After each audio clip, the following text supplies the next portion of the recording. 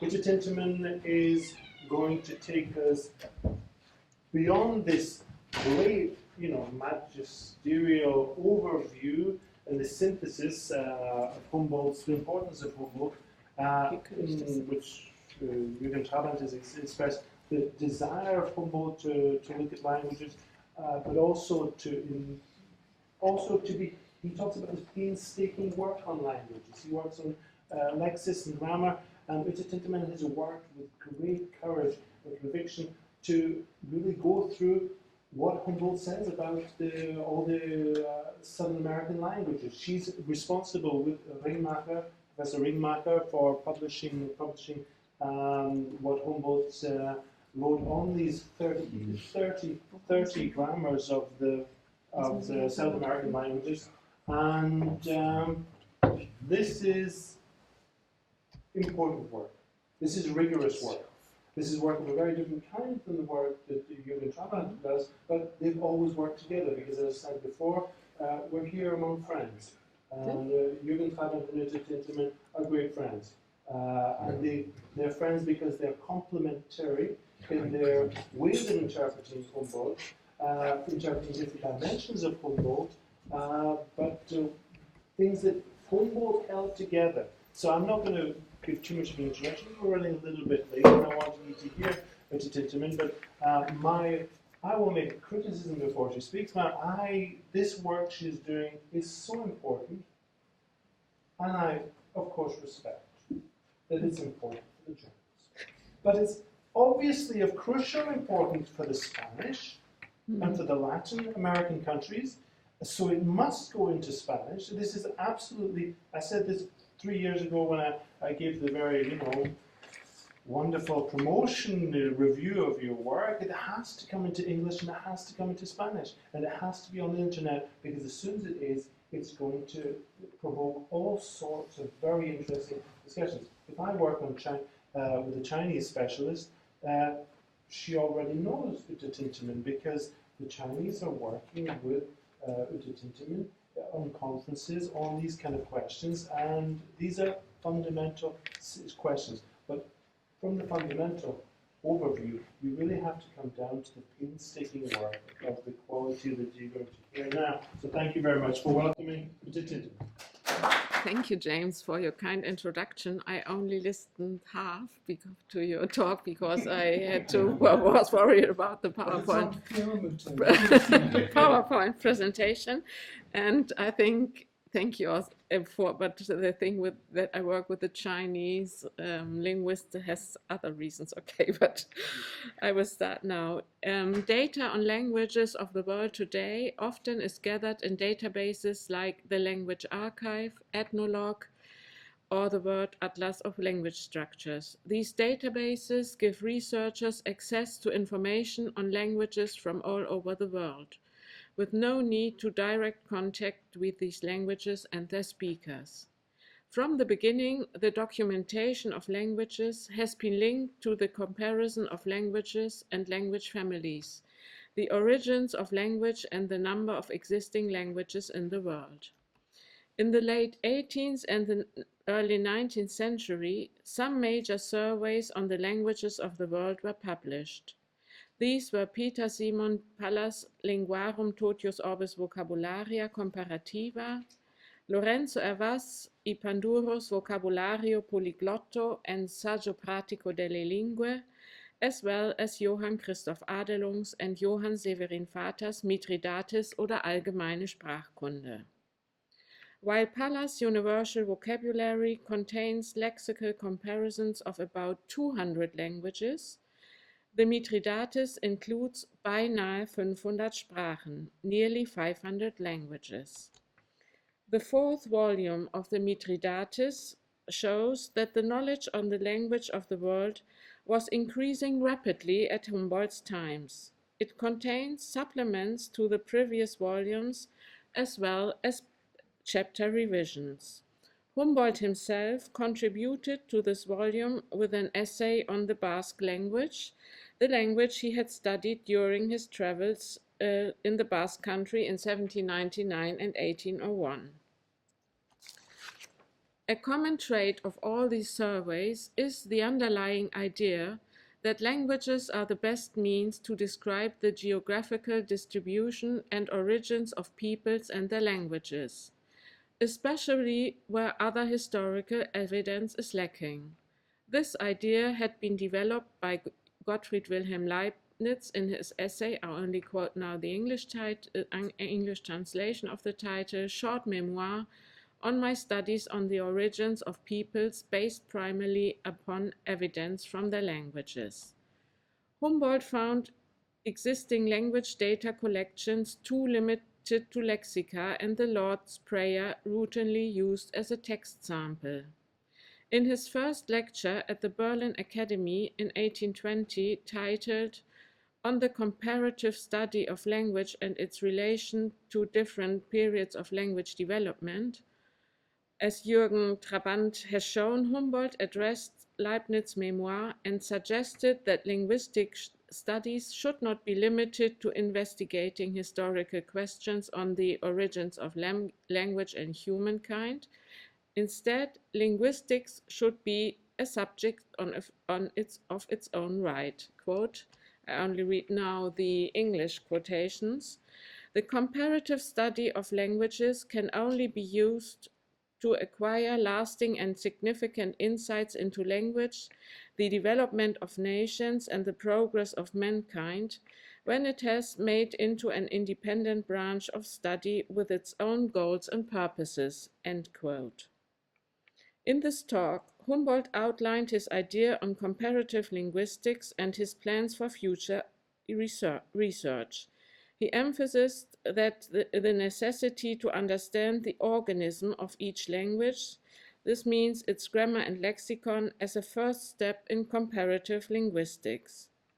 He therefore proposed setting out by compiling monographs of all the languages, this is of the grammars and vocabularies, as well as monographs of grammatical categories over a certain number of languages. Then, as a next step, the character, this is the literary heritage of a language, could be studied as testimony of the refinement of a language alongside of genealogical questions. Humboldt was not only interested in describing the grammatical structure and lexica of the languages, but as we just heard from Jürgen, his empiric studies were closely related to his philosophical and theoretical ideas on language. Humboldt announced that he planned to write a comparative study on the native languages of the Americas. While he never completely realized this ambition, he did produce about grammatical studies on these languages, never published during his lifetime. They have been published on the basis of the manuscripts only during the last 20 years, most of them by Manfred Ringmacher and me.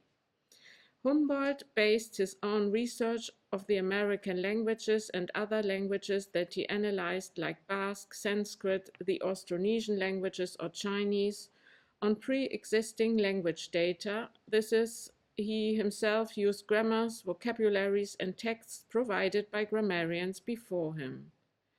The quality of the available sources could vary considerably. For Sanskrit, Chinese, and Egyptian, contemporary scholars like Jean-Pierre Abel-Rémusat, Champollion, and Franz Bock offered state-of-the-art research, and Humboldt could engage in direct discussion with them. With regard to the native languages of the Americas, the situation was much more complicated. Here, Humboldt relied mostly on grammars from missionaries who had worked there during the 17th and 18th century. In 1805, Humboldt had received some of these grammars and dictionaries from his brother Alexander, who had brought them back from his journey to the Americas. Mist, I should look. That's okay here, sorry. This is the right. So on the left side, you see Humboldt's vocabulary, the vocabulary of Cora, brought from Mexico from his brother Alexander. And during his time as Prussian ambassador in Rome, Humboldt was allowed to copy from the grammatical sketches that Hervás y Panduro had collected from Jesuits expelled from South America after 1767, when their order had been forbidden. The copies that Hervás allowed Humboldt to take from these grammars can still be found in Humboldt's legacy. You see here the headline, how do you say, Überschrift, the headline of Rhetorische Grammatik written by Humboldt on this manuscript. And when writing his own grammars on the American languages, Humboldt found he was not at all satisfied with the language data he had received in Rome. This was because Hervás collected part of this language data from Jesuits years after their return to Europe, when they had already forgotten most of the language they were asked to describe. One example is Humboldt's source for the Bitoy language, reported to Hervás by the Jesuit Giuseppe Padilla, who had lived for some years among the Bitoy people but complained that for him this language was now una lingua affatto morta, in fact a dead language. Padilla could provide no more than a sketch of the little he remembered after so many years. The variation in the length and quality of Humboldt's studies on the American languages directly reflects the characteristics of his sources. The volume on Humboldt's studies of the South American languages is a case in point. The length of these studies vary from 5 pages on the Omagua language to 112 pages on Quechua. Omagua is a scarcely documented extinct language of the Tupi-Guarani family, while Quechua, the language of the Inca Empire, has always been a high prestige language and was already well described in Humboldt's time. Humboldt was well aware of the situation and often complained about the uneven quality of his sources. Not satisfied with the results of most of his American studies, Humboldt continued in his efforts to obtain more and better quality data, language data, at least until 1828. Although partially successful in his efforts, he abandoned work on the American languages after 1826 because he had meanwhile turned his attention to other languages, in particular to Sanskrit and the Austronesian languages. Humboldt himself complained that the available sources on the American languages enabled him to analyze and to understand these languages only up to a certain point. He acknowledged that Europe had the missionaries to thank for the information on the native languages of the Americas. Quote, "It has to be recognized that all we currently know about these languages of the New World is entirely due to them." But he regretted that the missionaries were, quote, "poorly suited to analyze languages whose audacious structure was completely new to them," end quote. The missionaries explained the American languages in terms of Latin grammar and did not pay enough attention to grammatical features that did not occur in Latin. Based on their recordings, Humboldt could glean only a partial understanding of the grammars of these languages. My colleague Manfred Ringmacher recently has argued that Humboldt was wrong to expect the missionaries to provide a different kind of explanation for the American languages, because according to Ringmacher, they did not describe these grammars for scholarly purposes, but rather for the benefit of colleagues working at the missions like themselves. With regard to the pronunciation of these languages, the situation was even worse. Common guidelines for the universal description of sounds were established only in 1886, when the first version of the International Phonetic Alphabet was published.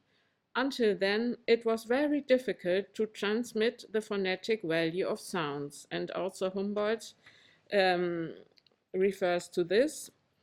Quote, "The linguist faces the biggest and most painful struggle when attempting to deduce the authentic sounds of an unknown language from its mostly flawed and vague description.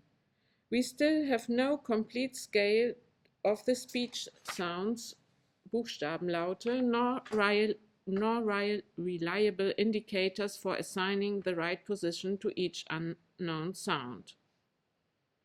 Not only missionaries, but textbook authors in general tried to transcribe phonemes of the languages they described with the sounds of their own language. When Humboldt attempted to produce comparative tables on the phonemes of all the American languages he knew, he also noted if the description of a particular phoneme was based on a description from a Spanish or Italian author.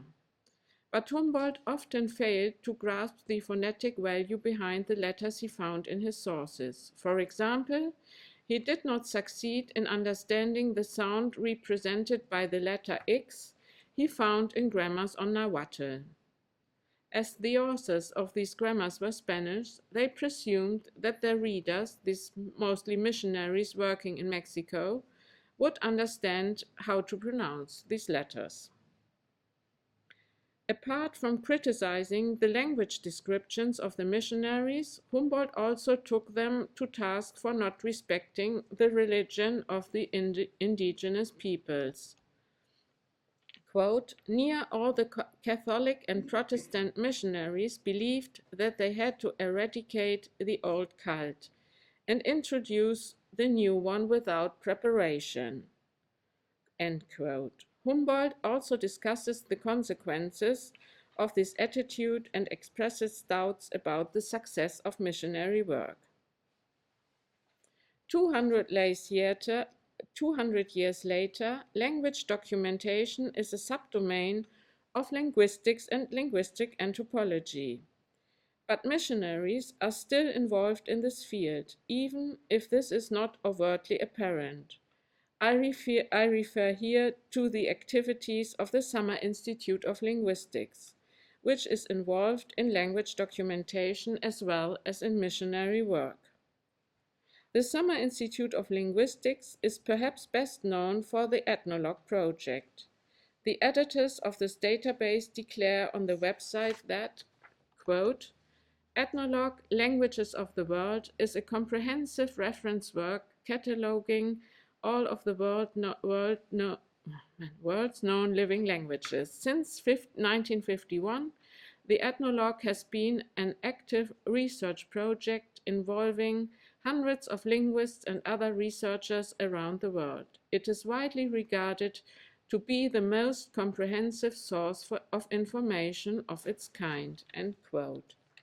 Ethnologue has assumed a great influence in linguistics. Its database is often used by linguists for language consultation and especially for statistical information to answer questions such as how many languages exist, which is the countries with the fewest most languages spoken, etc. In addition, the Summer Institute of Linguistics offers tools for linguistic fieldwork and assists academics in their fieldwork. While the Summer Institute of Linguistics website does state that they are a faith-based organization, their commitment to missionary work is not so obvious. Partners in development of language and endangered languages are the keywords that catch the reader's eye. The site underlines the importance of studying the languages of the world and engaging in the preservation of endangered languages without reference to missionary goals. That the Ethnologue project is directly involved in missionary work only becomes evident when the reader takes a closer look at the language portraits. Indications, for example, are found in the sections on language development, which contain frequent references to Bible translations. Just to give you two examples, for example, if we take a look at the portrait of the Kosovik language as language spoken in the Indonesian part of Papua, at the point language development, here you find Bible portions 1992 to 1996. And if you look at other comments, you find reference to the religions, Christian, traditional religion. And if you look at the language portrait of Indonesian, it informs the reader at language development, fully developed Bible, 1974 to 2000, and at the point other comments, the reader is informed that the religion is Muslim.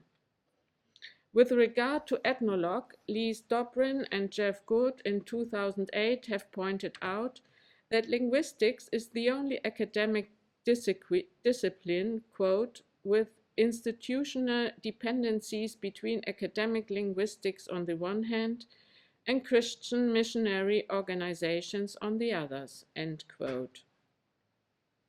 While academic linguistics are primarily interested in languages as such, for missionary linguists, the study of languages, of course, is a tool to spread the word of God. This fact does not detract from the achievements of the Summer Institute of Linguistics in describing many languages, especially in the Pacific area and the Americas. Christopher Mosley underlines that, quote, much pioneering fieldwork among speakers of minority and endangered languages has done by field workers with missionary aims, for instance, notably by the Summer Institute of Linguistics, end quote. But linguists using language data from ethnologue should be aware that missionary work is the higher goal behind the studies of the Summer Institute of Linguistics. I would agree with Jeff Good and Lise Dobrin that linguists today need to factor this in, especially given the long tradition of missionary linguistics going back to the 16th century. The use of the Lord's Prayer as a sample for language comparison and Humboldt's sources for the American languages are examples for this tradition. Even though missionary linguistics was already criticized by Humboldt, it still plays an important role in language documentation today. And I now come to other surveys on the languages of the world. When Humboldt and his contemporaries were collecting language data, only a fraction of the living languages of the world had been discovered or described. Today, about 6,000 living languages are known, but not all of them have been documented to the same extent. Some surveys, there are other surveys next to the ethnologue project. Some are two others, for example, are the Language Archive and the World Atlas of Language Structures. The latter is, quote, a large database of structural properties of languages gathered from descriptive materials and by a team of 55 authors, end of quote. It allows researchers interested in cross-linguistic research to compare grammatical and lexical features. And the website enables the user to browse for features or for chapters on specific phenomena, such as Matthew Dreyer's chapter on coding normal plurality, just to give you an example. The World Atlas of Language Structures can be seen maybe as a contemporary realization of Humboldt's idea to write monographs of grammatical categories across a certain number of languages. Humboldt partially himself implemented this idea, for example, in his talk on the dual or on the verb in American languages. As mentioned before, Humboldt's studies were based on an analysis of already existing grammars. The authors of the World Atlas of Language Structures take the same methodological approach, basing analysis on previous written texts. Other databases use modern technologies like audio and video for language documentation, especially for smaller languages that are still poorly described. Today, many of these languages are endangered, and there is a major concern for how to preserve or at least document them before they might die out. UNESCO is also involved in addressing this question. Since 1996, the UNESCO has been publishing the Atlas of the World's Languages in Danger, offering complementary versions in print and online. The latest version, published in 2010, offer information about 2,500 endangered languages. UNESCO also supports research projects in this field. UNESCO has moreover added 64 collections of the Language Archive to its Memory of the World Register. The Language Archive at the Max Planck Institute for Psycholinguistics in Leiden is a metadatabase collecting language corpora from various sources. The Language Archive, quote, preserves languages materials for the future and makes them available for scientific research and use by the wider public, end quote. In addition, the Language Archive also offers tools for, quote, data creation, management and exploration tools and archiving and software expertise for the digital humanities. The Language Archive collection that have been awarded UNESCO World Heritage status mostly derive from the project Documentation of Endangered Languages, DOBES, funded by the Volkswagen Foundation between 1999 and 2011. The DOBES database contains different types of materials such as audio and video recordings on spoken language, music and other cultural activities, usually together with, quote, a transcription and a translation into one or major languages and often morphosyntactic glossing, end quote. Despite the inclusion of the Language Archive and its collections in the UNESCO's highly esteemed World Heritage List, the status of these projects remain uncertain. The funding for many projects like DOBES or the Language Archive is limited. Only the Summer Institute of Linguistics has enjoyed continuous funding over the last 65 years, and it will therefore remain an important player in the field of language documentation, whether or not we agree with their religious foundations and intentions.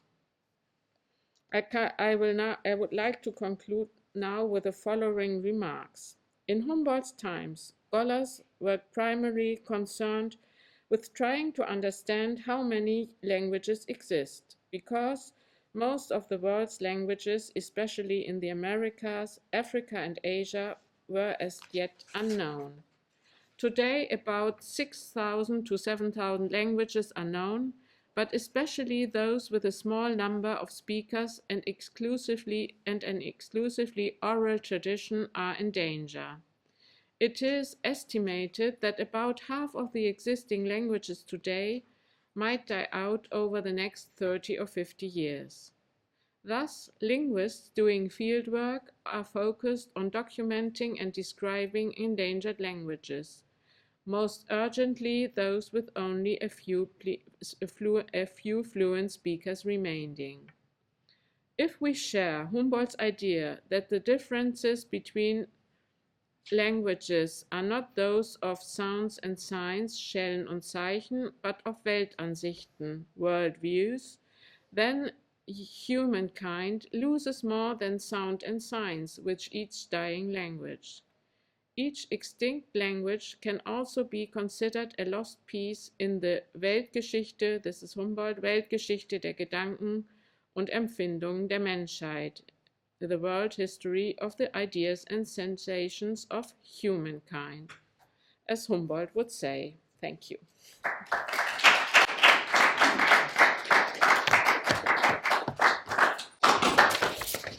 I cannot but help to admire the German specificity with which our two speakers have respected time, making my job very easy.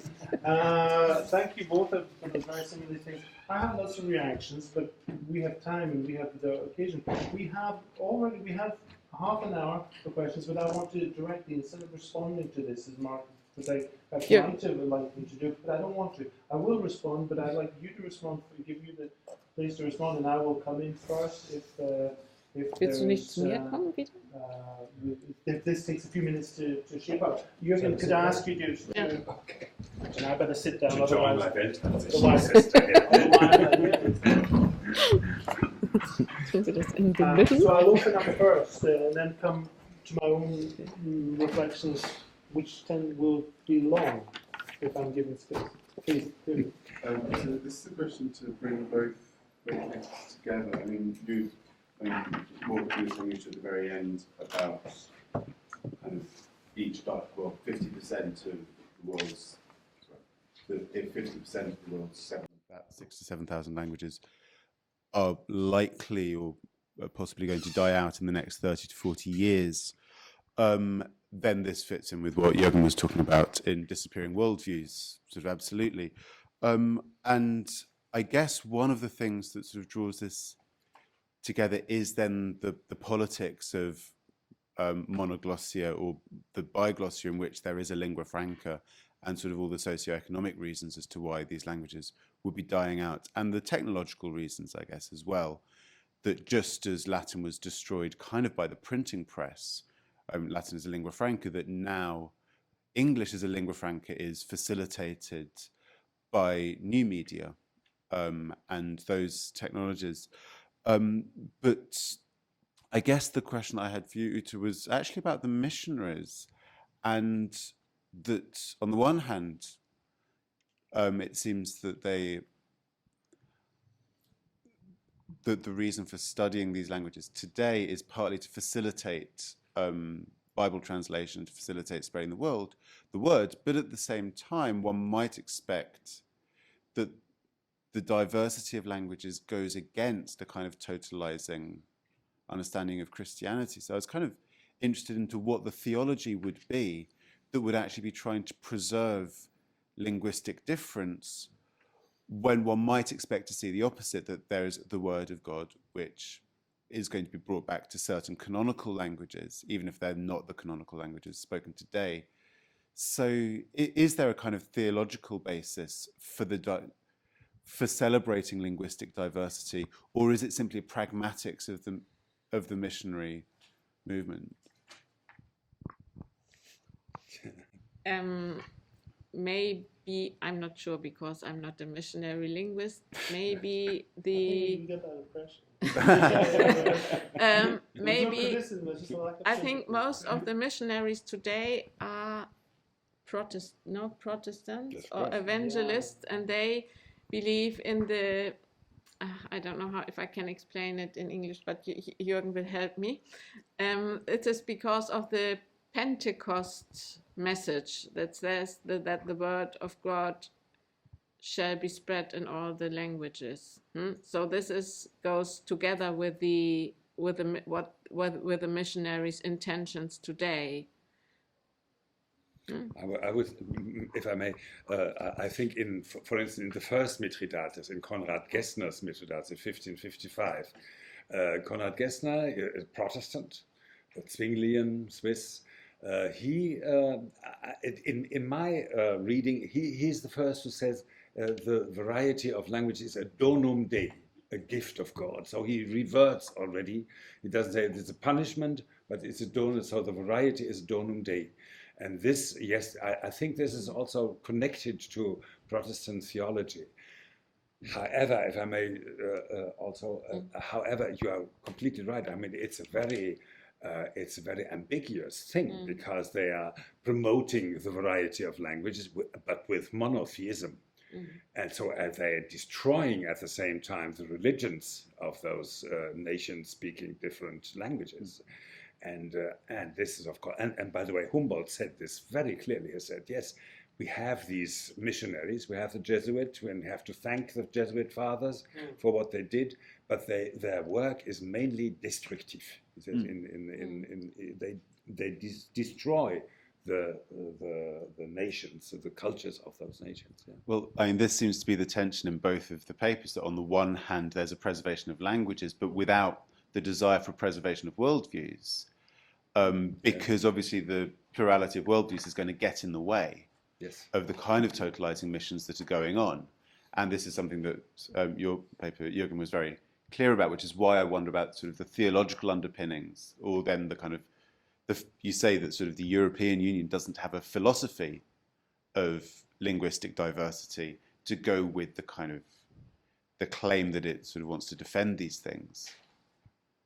And yeah, and I just thought it was a really kind of provocative link between the two.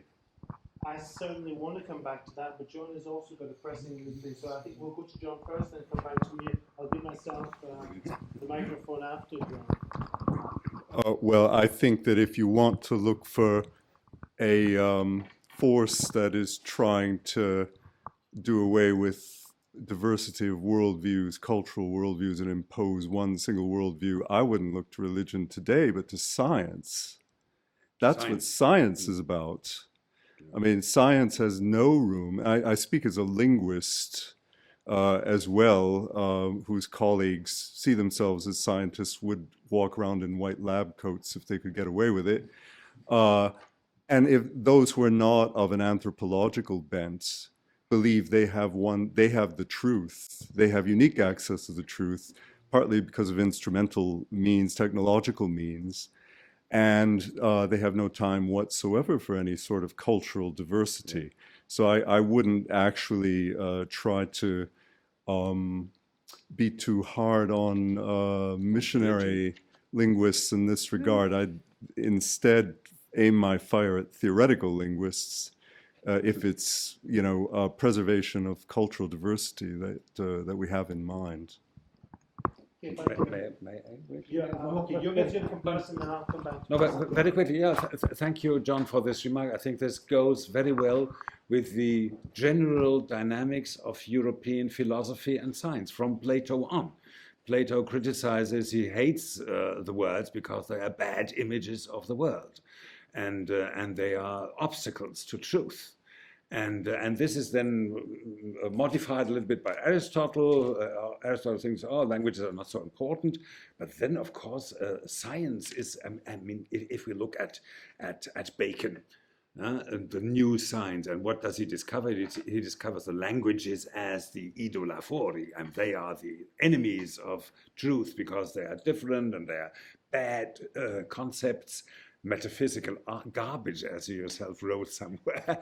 So, and of course, science has to get rid of languages, and I think this is very important, very powerful.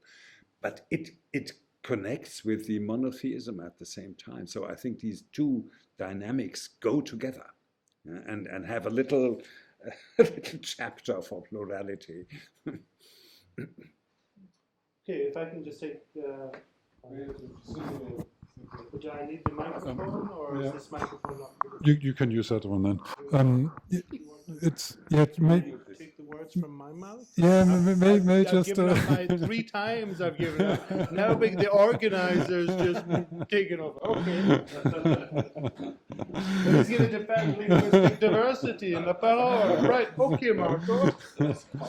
No, I just wanted to add one thing that David mentioned before, and I find that is also quite interesting because there's this the question of media. What does it do? And you showed very clearly. Well, there are obviously completely different directions to take, and we don't really know what's going to happen. So if the printing press managed to support diversity, which it did at the time, now the internet, why doesn't it work in the same direction? Actually, it does to a certain degree. It's a very paradoxical thing, isn't it, that we have with the new media situation. So on the one hand side, of course, it does promote the one global language, English, but on the other hand as well, of course, there's so much space there for diversity. So both things work at the same time. Yeah? So maybe it's not all lost in that way. And the media can also, of course, support exactly the opposite tendencies. So just to add this a little bit. No, now I'm going to respond to Marco. Since I gave up the right to have the definitive responsive word, I just can't complain. But I'm glad I have got it back because I want to focus on these problems that you're bringing up. And there's actually a slight lack of sympathy for the way you're bringing them up, and that's interesting because you perceive a problem. The problem is there. It's very much there. It's a theoretical and a problem of principle and problem of idea. If you look for word, and the word that that David's bringing up here is worldview. These worldviews, we've got a worldview, a Christian worldview is going to be. For this, we need to make distinctions. That's why for the last 10 years I've made distinctions between cultural mindset and Weltansicht, a linguist, world perceiving, world conceiving. Because it's at this level that we're playing at here. Because, of course, the word, Wort, in German, logos in Greek, the word, le verbe en français, this can be exported and can impose and can transform worldviews. At this level, John and me will be working on language, identity, and politics. And it's fundamental that they want to export a worldview. But while exporting this cultural mindset, which is supposed to be translatable into every language and universal, and all worlds can be understood in this one world that God has given us, we have to get beyond this diversity. And this diversity is very interesting the way we've tried to explain German concepts like Weltanschauung. Worldview, the history of a concept. Very good book by Nogel. Nogel, but of course he's a Christian science, a Christian American philosopher. His big problem is Geist, mind. He wants to replace it by heart, and the heart is universal. The heart is Christian, and he's actually close to Humboldt in this because Humboldt is into thinking and feeling, which our contemporaries can't understand. So we've got this concept of world perceiving, world conceiving, which is actually understandable in Christian terms as the heart, and has a dimension which Geist doesn't have, and which mind and brain and cognitive science doesn't have. So it's really very important. And this is dangerous because this Christian philosophy is an American way of trying to get rid of this diversity. For the NIDA scholars, though, we're trying to understand what's happening in terms of the history of ideas, and I think you're missing the point in this one. The NIDA scholars are there on the ground. I mean, they're like the Sapir-Whorf's tradition. These people spend 3 or 4 years living with communities. So is it a question of practice? Is it a question of gender? No, it's a part of context. Of course, these people are living there, and they have an incredibly rich emotional attachment and dialogue with cultures. They live in these cultures. They're not linguists outside of them. So for me, they're still producing wonderful work on translation studies. They're among the few that are producing very wonderful things, but this is biased. Of course, you're right. And the bias is hidden. It doesn't exist. And why would that be a problem? We're all together, brothers. So, I mean, you're really putting your finger on a crucial problem, which the English worldview will just sweep under the carpet. And we really have to think of this in terms of world perceiving, world conceiving at a Weltansicht concept, but also an ideological concept of identity in terms of, cultural mindset. These work together. There will never be a Christianity that's not an English Christianity or a Deutsche one. And this is what we have to really be thinking about. They have something to offer. They have something to preserve. And I would like to finish with that. I mean, your criticism, and I think your lack of sympathy for them, is that you see this as an ethnocentric version and a Humboldt that you don't recognize. And it is. And we are all ethnocentric. And how would we be otherwise? In 20 years' time, people will say they didn't understand what Brinton understood because we have our limits, but we don't see our limits. So, yes, they're producing fine work, but work which is filtered through what they can hear. We can only hear a certain amount. And luckily, Humboldt sees that they could see an awful lot, but not enough. And he could see further, I think, Oh, sure. I've done enough, said enough. Sorry. I would just say, but you can also live, you can also study these languages and live with a community without being a Christian or without having these aims behind you. Because there are also other examples of people that live in these among the native people and studies the languages without having these missionary intentions. Like, only just to give you one example is Volker Heeschen from Munich, who for about 30 years has been traveled to the Kosarek and Ipo people in West Papua without being a missionary. Okay, the first came contact to these peoples who lived peacefully in West Papua until the 1980s. There were an undiscovered ethnic group, and then only with the missionaries they destroyed their culture. This is also what you can say. So this is always ambiguous, because the missionaries, on the one hand, yes, they do a lot for the endangered languages, and they do a lot of field work, but they also destroy the cultures because they impose the religion.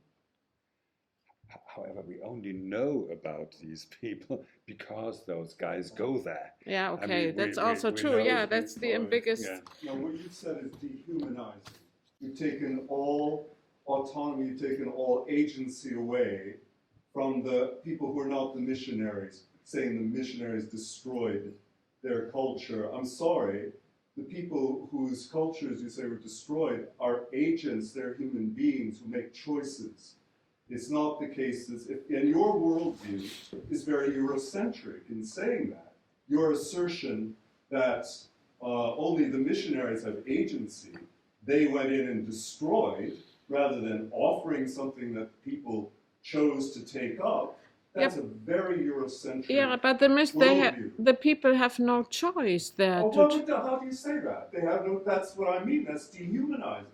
I'm sorry, they're human beings who make choices. They have agency. You're saying statements that are really dehumanizing to the people that you're trying to defend. I recognize you're trying to defend them. I recognize your intentions are good. But I think that actually you're doing the very thing you're critical of other people. But you are right on one hand, but I would say I reflected a lot about these things when I saw this one film about the Kosarek people, and I would say, I don't know, if the missionaries, they were very influential, because yes, of course, they brought also things to the people they didn't have before. I'm not saying assistance and that, but they. No, don't. You're all You're just talking about the missionaries. Stop talking about the missionaries. Talk about the people and what the people themselves chose to do. They were not passive. You're thinking of them in a passive way. You're thinking of them in a very old-fashioned, passive way. And nowadays, since post-colonialism and everything, the whole discourse that you're doing has become outmoded. And now we try to think about it the other way around. The people on the receiving end from your point of view as the agents of their own destiny and future and history. And you said they didn't have any choice, but what's your evidence for that? But what was, so especially with the Kosarek people, I recognize with your critique. So they know they are not just, I don't know how to explain it. But if somebody, they have their culture, they preserved parts of their culture, but it was said to them that what the religion they had was a bad one. People say that to me every day, but I don't Really? necessarily. Yes, but they were converted.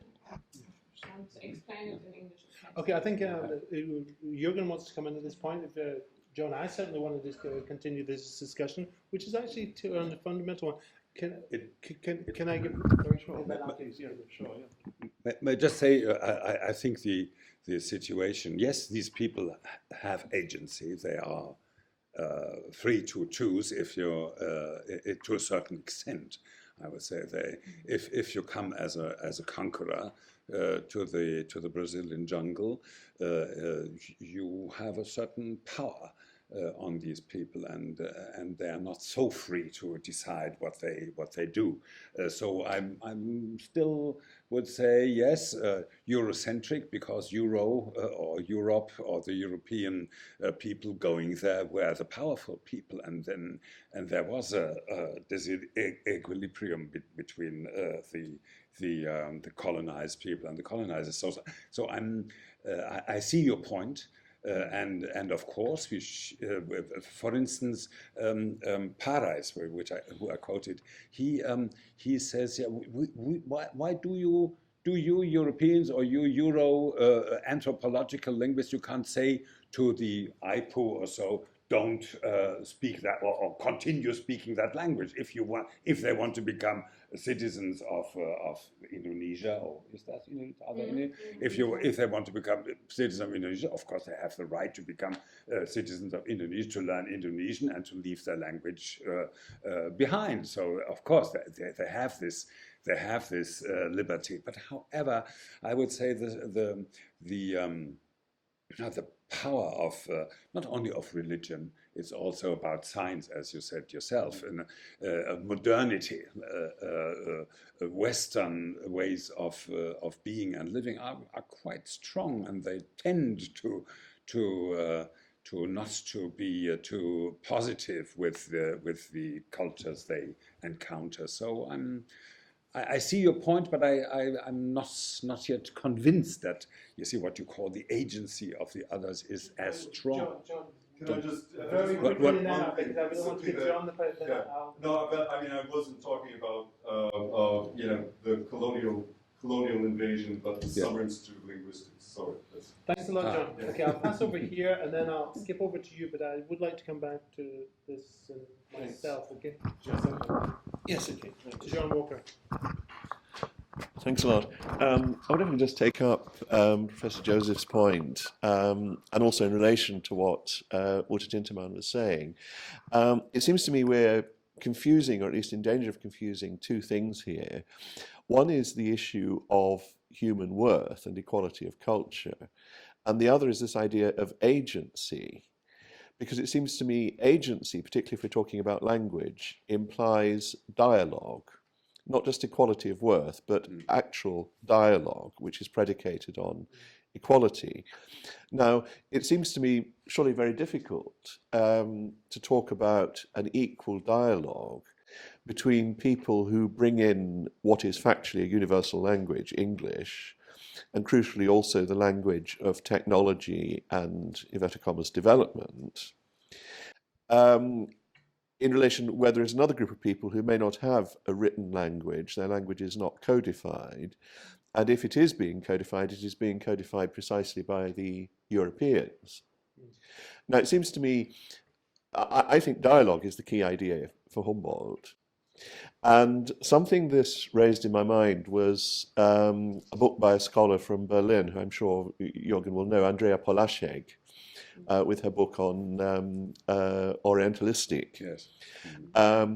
where she makes the point that precisely this post-Saidian emphasis on the other, we're talking all the time about the other, can it actually be counterproductive in precisely the sense which I think you are highlighting, that if we talk about other people all the time as the other, and respecting the other, and so on and so forth, the danger is we construct an other. And she makes the point that instead of talking about otherness, we should be talking about strangeness, das Fremde, and overcoming strangeness, and creating what in German is called das Vertraute, which means literally what is trusted, but also obviously in the German sense, what is known. That seems to be a more important category than this idea of the other. I don't know if that's useful in this So it's context. But certainly a useful thing. There's a lot of interesting ideas coming up. We're going to have lunchtime to talk over them. I'll pass over to David Sure, yeah. unless anyone wants to immediately respond to that. Just Yeah, one yeah. sentence, perhaps. Sorry. I think I'm very thankful for pointing out the ambiguity of the term of the other. The other is the other, who is just like you, like myself, and you are the other. You are der Fremde und der andere also. So I think this is important. When I try to translate Humboldt's wonderful sentence about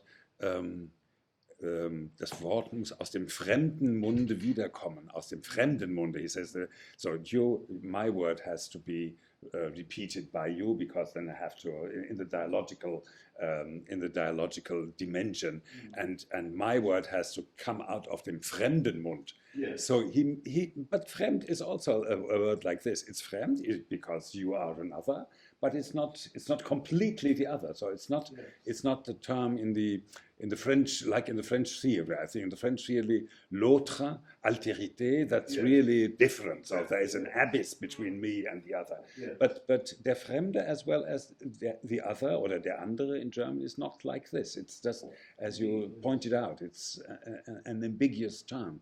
And because this is so, we have this tension we are talking about, or John has pointed to. So this partly responds to what John was saying, and also partly to what Marco said a bit earlier, which is it worth making a distinction in linguistic diversity between diversity between languages or between worldviews and diversity within them? And that one of the things that sort of happens when a language such as English sort of colonizes other cultures, etc., is that you get a creolization of that language. And that's one of the ways in which a kind of linguistic agency is being articulated. And one of the things that's happened with globalese is that people have then been incredibly creative about making English into something different to what it was previously.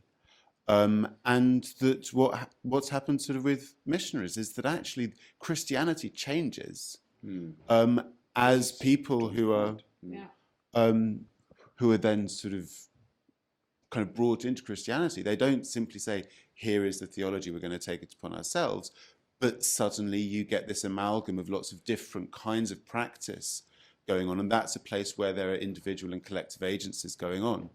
But the second we see diversity as something within languages and within worldviews, rather than simply something between them, then I think that we're able to think these questions of agency, but also feel a bit more hopeful about what's happening in language at the moment than simply when we look at these institutions, be they state institutions or intergovernmental institutions, or the kind of economic institutions of capital kind of trying to impose a kind of uniformity upon us. It would be nice if languages would function like religion in the Roman Empire. You see, the Romans, they took the gods of the others and put them into their pantheon. And all the gods, so from all the nations they conquered, they were put into, and they became Romans. But with languages, unfortunately, it doesn't work like this. It doesn't work like this. Though the gods are not maintained. They are, as Van Parijs just showed, they become ruins of their past. You see, then we have some traces of, let's say, French or Italian or German in English when we all have one language. So I'm not so optimistic about maintaining variety within one language. You see, I know this is a classical answer to the problem. Everybody tells me, yeah, but English, Indian English is already different, and then we'll have a German English, a Russian English, and so on and so forth. And I'm not optimistic whether this is the variety maintained. You see, and also I think here the situation of the media in modernity does not work in the direction of, let's say, Latin becoming the Romance languages, so creating really different languages. So I think, yeah, it's a very limited variety within this global world which we are creating, or which we are maintaining by digesting the other, das Fremde, by integrating das Fremde in one language. So, but the question is fascinating, I would say, and I think, yeah, I mean, the whole question we both are dealing with is about uniformity, mankind, humankind. You see, of course, there are human universals also in language, and the maintenance of variety. This is the thing, and I think what we are trying to maintain is a kind of balance, or what we are trying to find is a balance between one language, one world, and a possible and livable variety and diversity. But of course, just to the point of the modern media, of course, there's one advantage of the modern media, because with the possibilities of audio and video, we can record and we can show all the cultural products, or all the linguistic products of all the peoples, also of those with a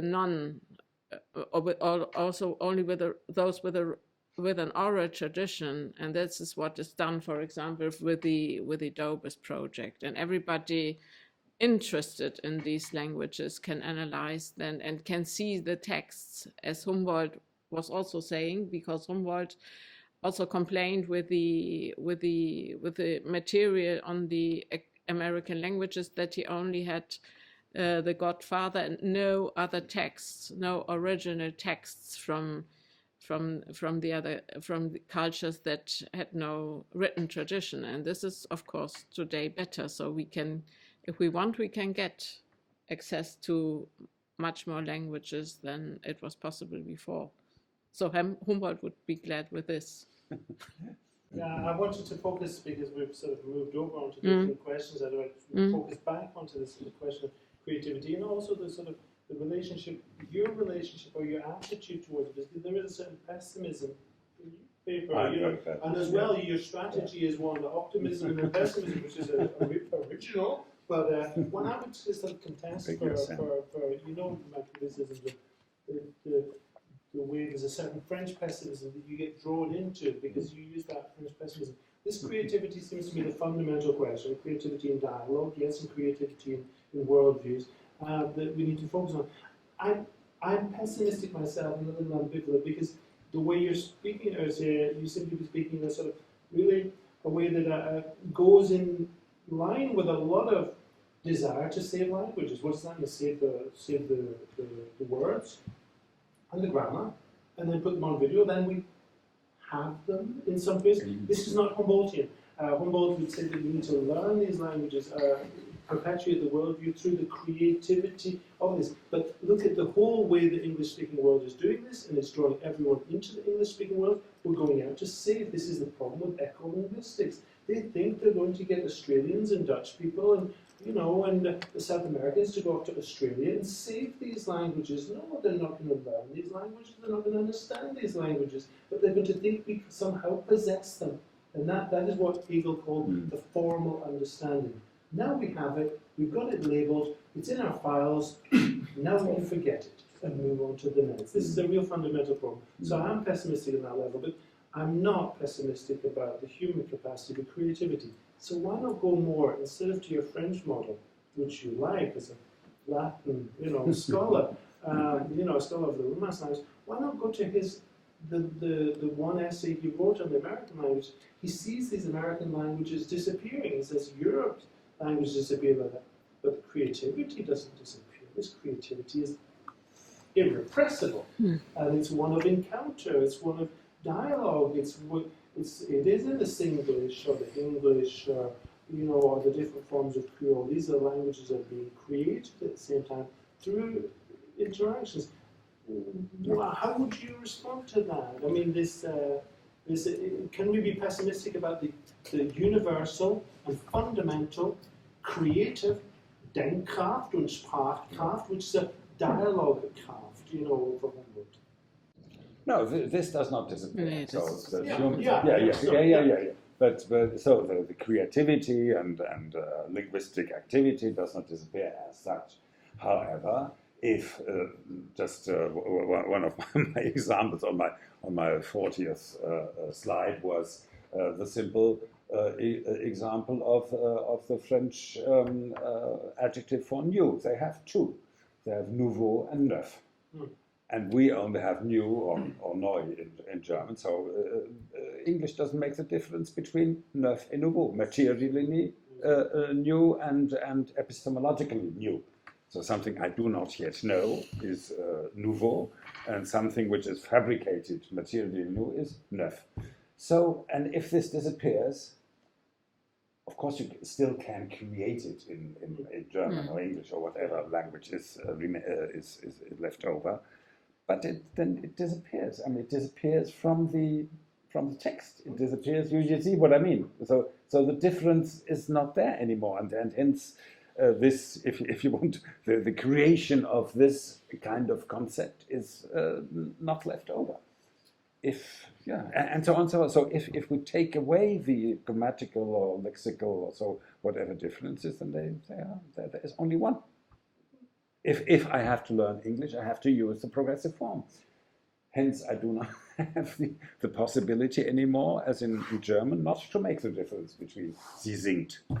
Sie singt is she is singing, and she is eine Sängerin, and she is singing normally at the opera. So I mean, but I don't want, if you see, in German I don't have to make the difference, but once I learn English I have to make the difference, and hence these languages are also constraints, and hence my liberty not to make the difference disappears in a certain way. You see what I mean? I mean the structural constraints. Is it snakes and ladders? Is it Yes, Scala, Switzerland, exactly. gain? Yes, Do we lose? How do you feel about that?